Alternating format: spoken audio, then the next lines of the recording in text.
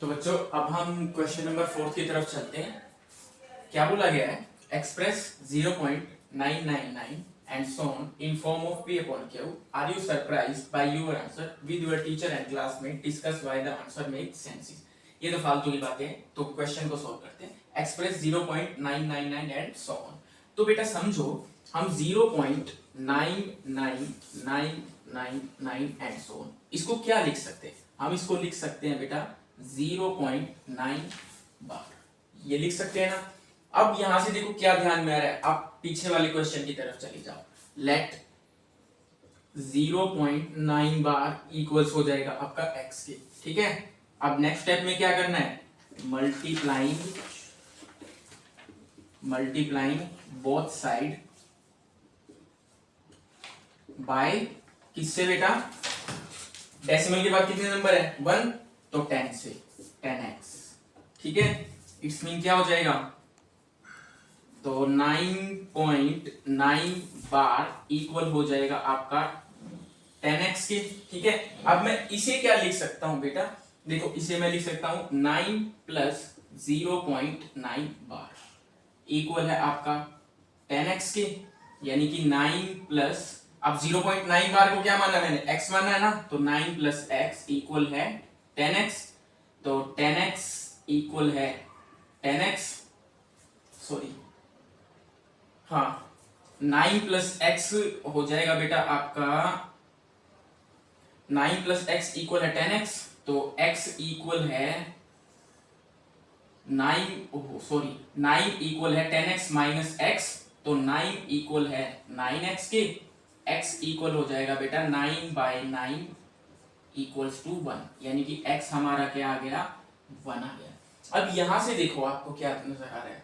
x की value हमारी 1 आ गई, जो कि एक रैशनल नंबर है, ठीक है। अब 0.999 बार, सॉरी 0.999 एंड सो ऑन, ये हमारा क्या आ रहा है बेटा? 1 की इक्वल आ रहा है। इट्स मीन हम क्या बोल सकते हैं? 0.9 बार इक्वल्स टू 1। बस ये जो आपको टीचर से और क्लासमेट से जो डिस्कस करना था, वो यही डिस्कस करना था कि 0.9 बार को हम 1 भी बोल सकते हैं। जल्दी से आप इसका स्क्रीनशॉट ले लीजिए, फिर नेक्स्ट क्वेश्चन की तरफ चलते हैं।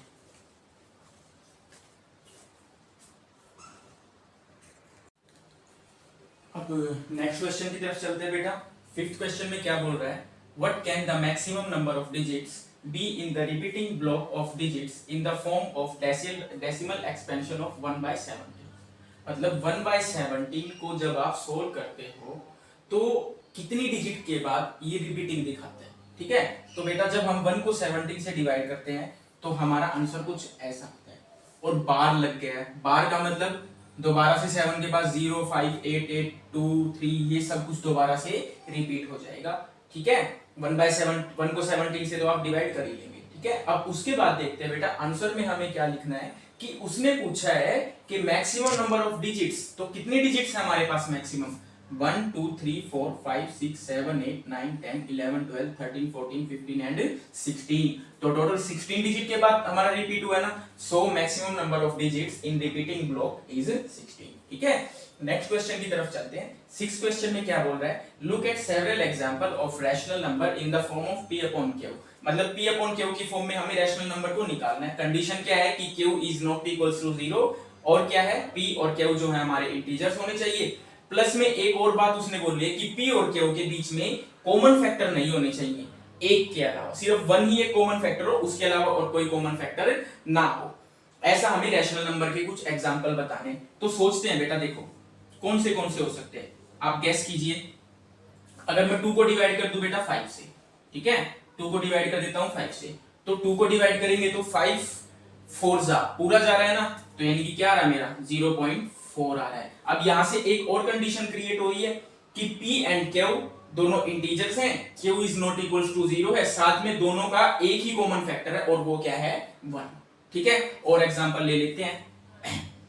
और क्या हो सकता है बेटा? 4/5, ठीक है, ये क्या आ जाएगा मेरा? 0.8 आ जाएगा। p and q both are integers, q is not equals to 0 and both have only one factor that is 1, ठीक है। ये कुछ एक एग्जांपल हो जाएंगे। जल्दी से इसका स्क्रीनशॉट ले लीजिए, फिर नेक्स्ट क्वेश्चन की तरफ चलते हैं।